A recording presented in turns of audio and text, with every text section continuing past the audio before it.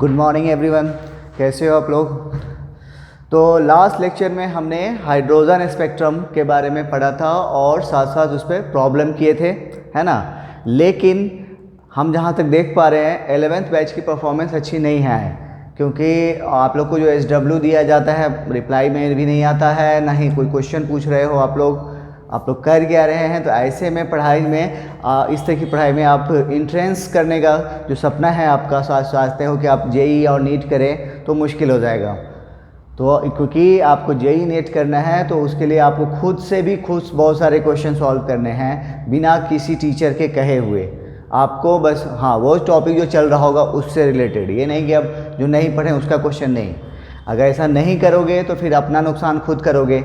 मेरा काम है, चूँकि अभी स्टार्टिंग स्टेज में हो आप लोग, तो बोल रहा हूँ। अगर ये चीज़ अगर ये वक्त भी निकल गया तो फिर समझ लेना तुम्हारा नुकसान हो जाएगा बहुत ज़्यादा, ठीक है। चलो, तो लास्ट लेक्चर में हमने हाइड्रोजन स्पेक्ट्रम क्या होता है, उस पर किस तरह से प्रॉब्लम आते हैं, उन सब के बारे में हमने बात कर लिया था। ओके, चलिए आज हम लोग थोड़ा सा हाइड्रोजन स्पेक्ट्रम से ही रिलेटेड है, एक छोटा सा टॉपिक है कि लाइंस कैसे हम निकालेंगे, कलेक्शन मतलब नंबर ऑफ लाइंस को हम कैलकुलेट कैसे करेंगे और उस पर किस तरह से प्रॉब्लम आ सकते हैं वो हम देखेंगे। हेडिंग डालेंगे कैलकुलेशन ऑफ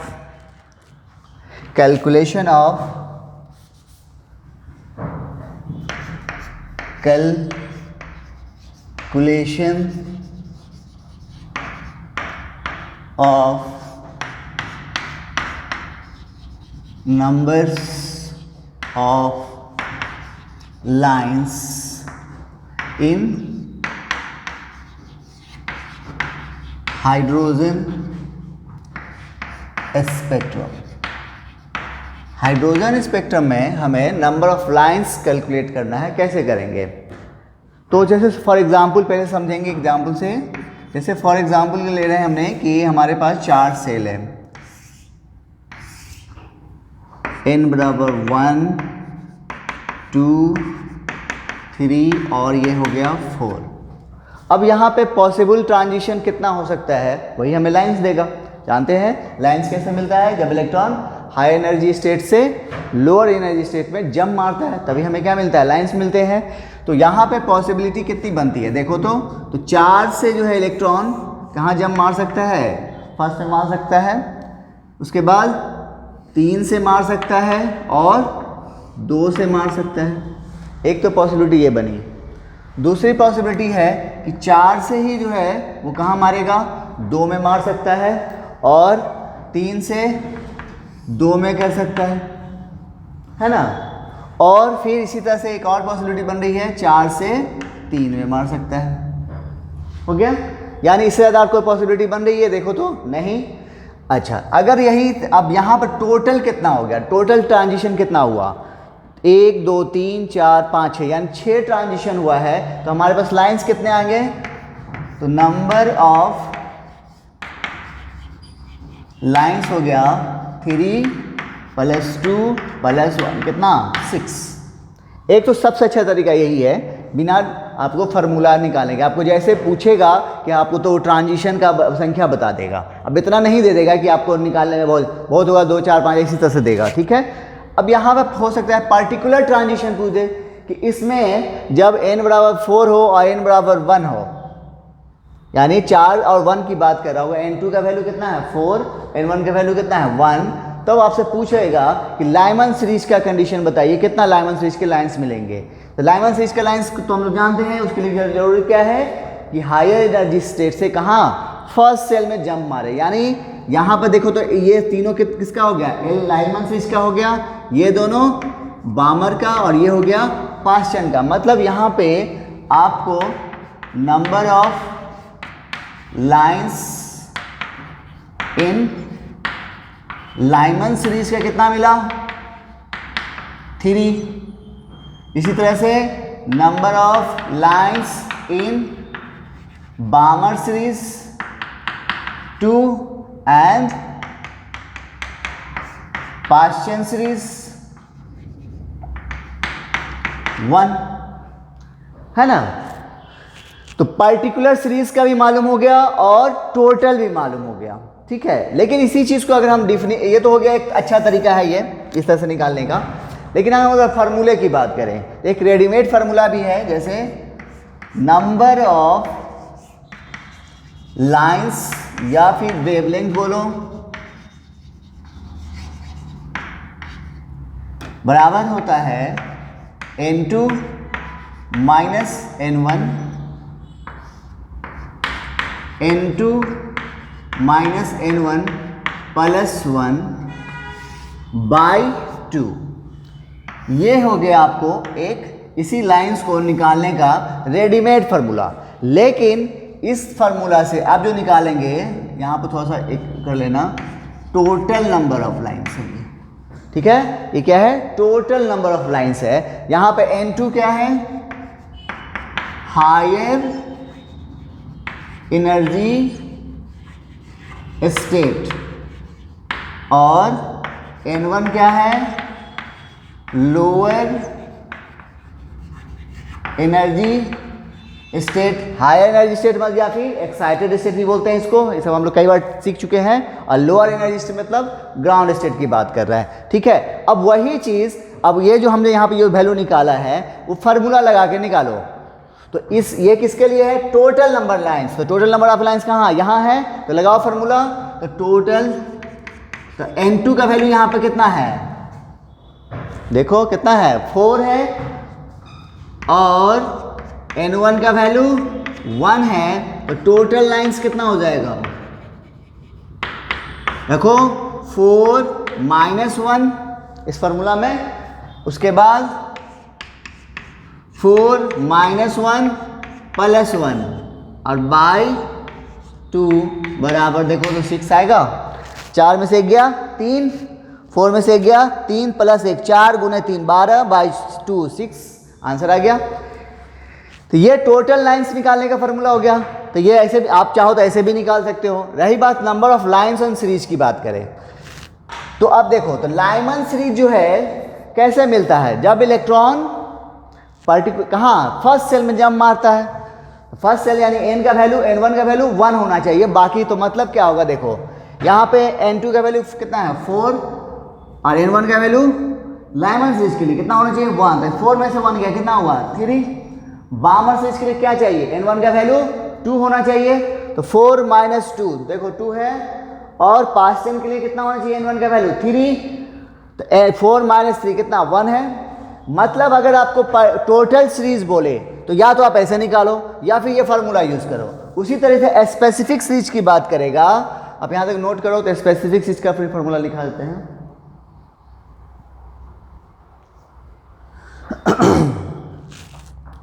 चलिए, अब इसी तरह से अगर वो जैसे अभी हमने एक तो आपको रेडीमेड फार्मूला ना होकर आपको एक तरीका है, मेथड है, आप कंसेप्ट आप समझ गए हैं कैसे निकालना है।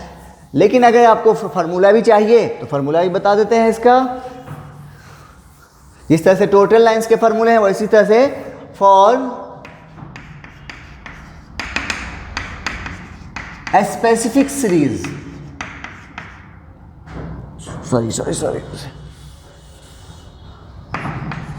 Number of lines in a specific series, यानी आपको पर्टिकुलर सीरीज की बात करेगा, तब क्या करोगे? तो n2 minus ground state of that series, उस सीरीज का ग्राउंड स्टेट, यानी फॉर एग्जाम्पल n2 का वैल्यू हमने है कितना है? 4 है, ठीक है। अब आपको पूछा गया है number of lines in Lyman series, क्या पूछा है? Lyman series. तो n2 का वैल्यू तो दे दिया है कितना? 4, लेकिन लाइमन सीरीज के लिए ग्राउंड स्टेट क्या होता है? फर्स्ट, यानी यहाँ पे क्या होगा? 1, मतलब कितना हो गया? 3। और देखो उससे भी 3 आया था।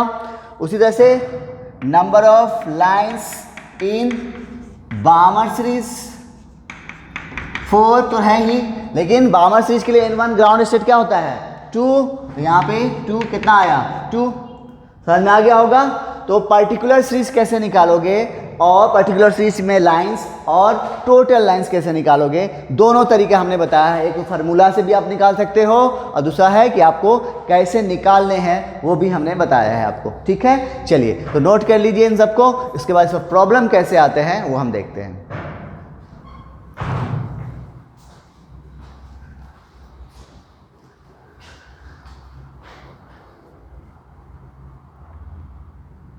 ओके चलो, ये क्वेश्चन है जो हमने अभी पढ़ा है उस पे है, आप ट्राई करें जल्दी से।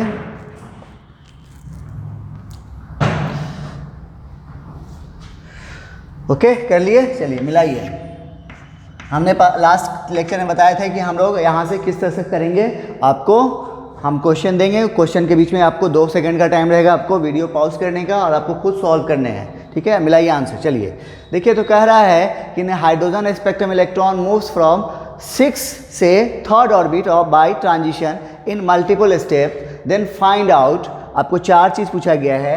Total lines in hydrogen spectrum, total lines in UV region, total lines in visible region and total lines in IR reason.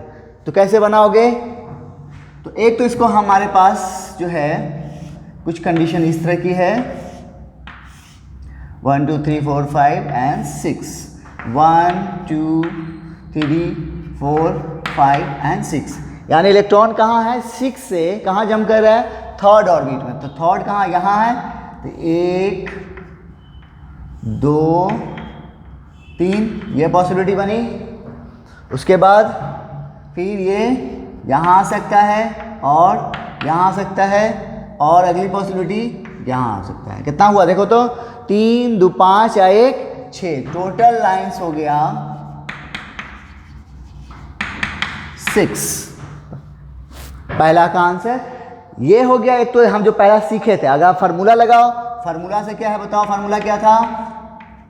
N2 minus N1, N2 minus N1 plus 1 और बाई 2, यही था ना।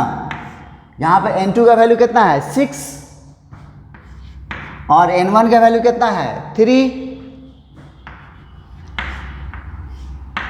फिर 6 minus 3 plus 1 by 2। Okay, solve करो। 6 में से 3 गया, 3, 6 minus 3 plus 1 4 by 2। देखो तो कितना आ गया? 6 आ गया। 4 3 12 बाई 2 6।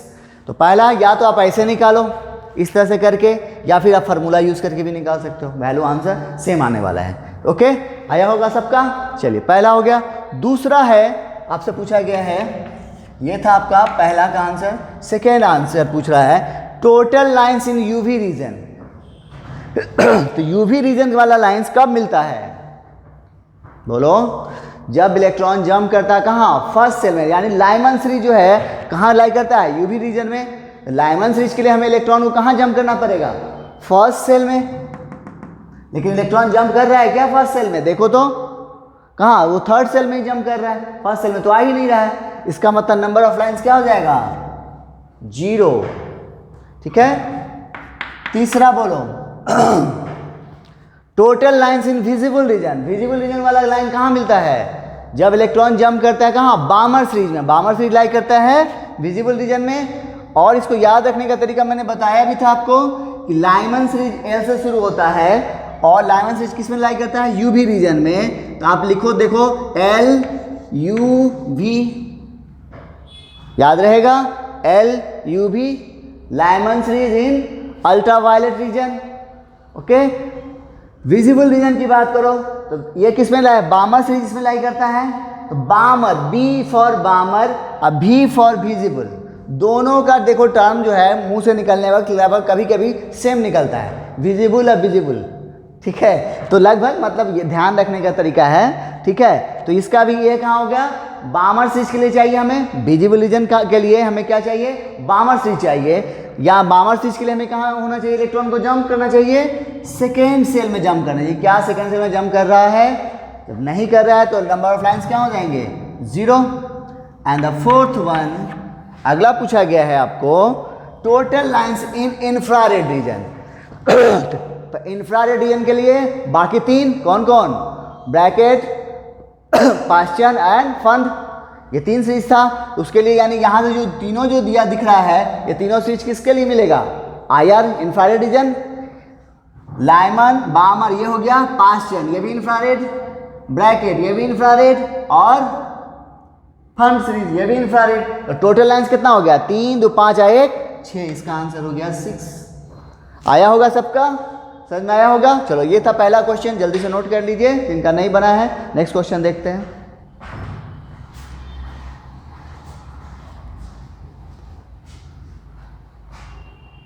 चलो नेक्स्ट क्वेश्चन ट्राई करो।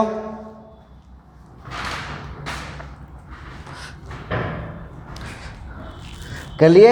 आइए मिलाइए आंसर। कह रहा है कि hydrogen atom if electron moves from nth orbit to first orbit by transition in multiple step, यानी nth सेल से वो फर्स्ट ऑर्बिट में जा रहा है लेकिन मल्टीपल स्टेप में जा रहा है, ठीक है। If there are total number of lines in spectrum is 10 है, देन बाय फाइंड कीजिए n का वैल्यू, यानी उस n का वैल्यू निकालना है। तो कैसे निकालोगे? यानी आपको n2 का वैल्यू आपको दिया हुआ है n, और n1 का वैल्यू है 1, यानी इसको यहाँ जाना है, लेकिन ये डायरेक्ट नहीं जाएगा, मल्टीपल स्टेप में जा रहा है। तभी तो हमें अलग अलग ट्रांजिशन का मिलेगा, अलग अलग ट्रांजिशन मिलेगा तो अलग अलग लाइन मिलेंगी। तो कैसे निकालोगे?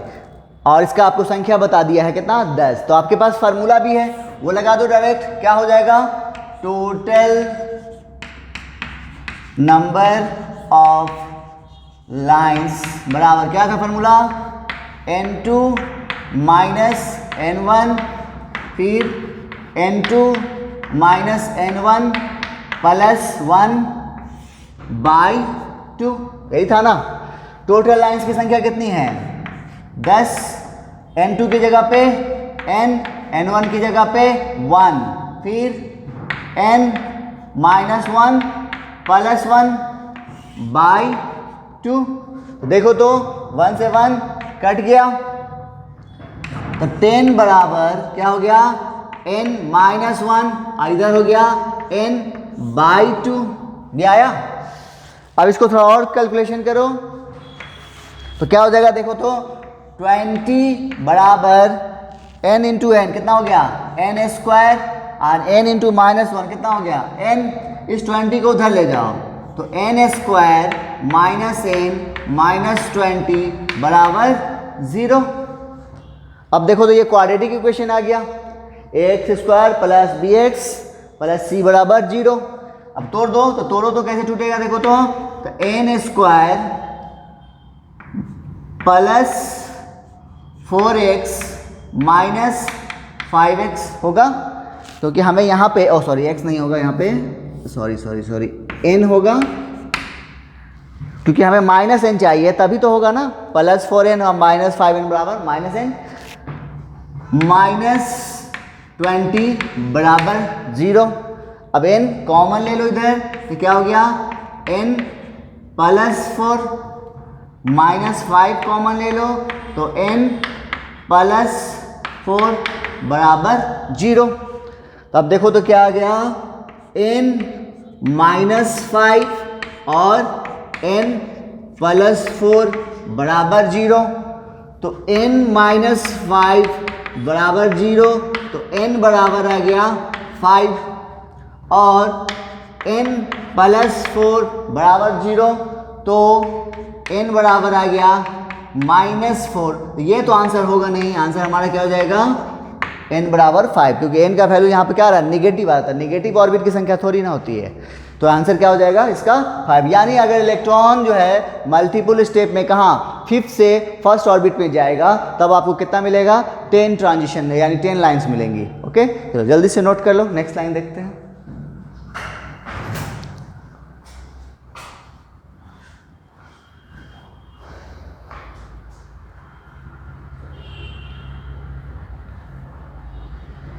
चलिए, तो ये क्वेश्चन मैं बोर्ड पे टंग दिया है, इसे आपको मैं आपके लिए होमवर्क के तौर पे छोड़ रहा हूँ, लेकिन आप लोग आंसर ही नहीं बता रहे हो, समझ में नहीं आ रहा है भाई, कैसे काम चलेगा। तो इसको मैं होमवर्क के तौर पे छोड़ रहा हूँ, इसका आंसर आप घर में बना के बताइए क्या आंसर है हमें, ठीक है। कह रहा है कि एक certain electronic transition from an excited state to ground state of hydrogen atom in one or more steps give rise to 5 lines in UV region of the spectrum.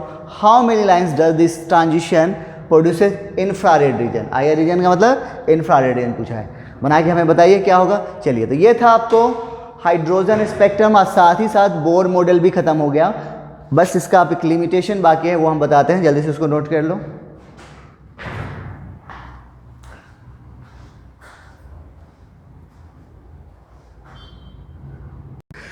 Okay, चलो तो हेडिंग डालो, limitation of Bohr's atomic model. Limitation of, या फिर drawback बोलो या limitation बोलो। Limitation of Bohr's atomic model. पहला, इसका पहला लिमिटेशन वही है जो इसका बोर मॉडल हम जब शुरू किए थे तो फर्स्ट लाइन बताए थे। फर्स्ट पॉइंट क्या बताए थे, बोलो। हाँ, कि बोर्स मॉडल किस पे लागू होगा, उसी पे जिसके पास सिर्फ सिंगल इलेक्ट्रॉन होगा। मल्टीपल इलेक्ट्रॉन वाले पे स्पीसीज पे ये मॉडल काम नहीं करता है। ठीक है, इसके बारे में इसने कुछ नहीं बताया था। लिखोगे इसका पहला लिमिटेशन क्या हो गया, could not explain multiple electron species। जिसके पास एक से ज़्यादा इलेक्ट्रॉन है उस पर ये लागू नहीं होता, तो उसको बोर मॉडल क्या कर रहा है, एक्सप्लेन नहीं कर रहा है। पहला पॉइंट। दूसरा ये है could not explain angular momentum quantization. Angular momentum quantization. जब हम लोग पोस्टुलेट्स पढ़ रहे थे तो वहाँ पे आया था एंगुलर मोमेंटम क्वांटाइजेशन क्या था, कि एंगुलर मोमेंटम mvr बराबर इंटीग्रल मल्टीपल ऑफ nh/2π। उनसे पूछा गया ऐसा क्यों होता है, उसके पास कोई आंसर नहीं था, तो ये भी नहीं हुआ, इनका भी ड्रॉबैक हो गया। तीसरा मोस्ट इंपॉर्टेंट, जल्दी से दोनों पॉइंट नोट कर लो।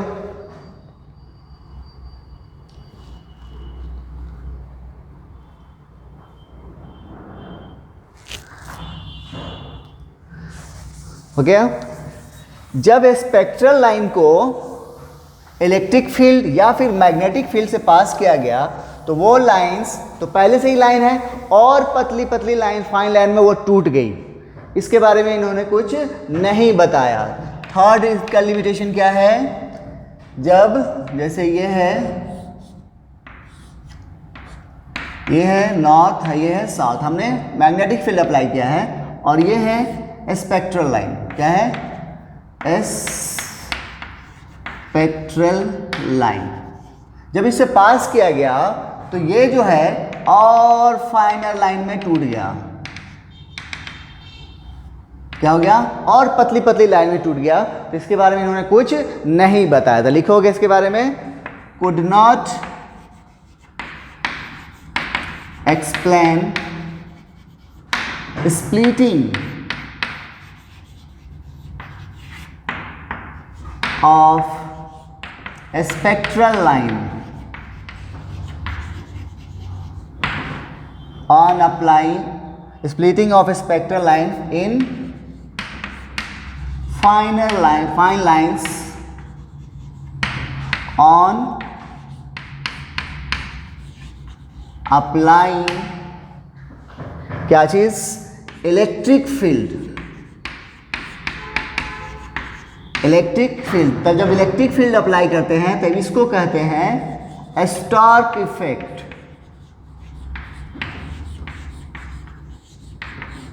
एंड मैग्नेटिक फील्ड, इसको कहते हैं जीमैन इफेक्ट।